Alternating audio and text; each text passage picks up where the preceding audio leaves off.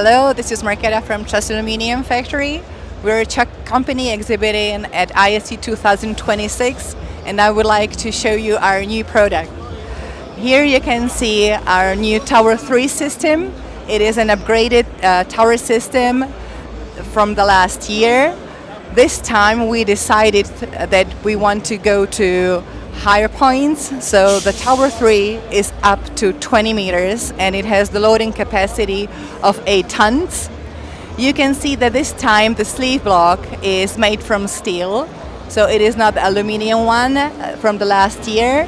And you can also see the safety lock system we have there.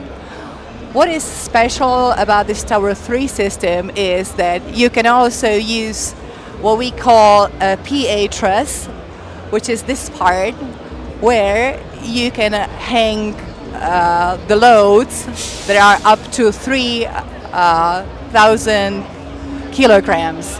So that way it's a really easy way of how to use both the towers for the roofs, or you can just use the tower as a PA tower, even though it's just a regular tower.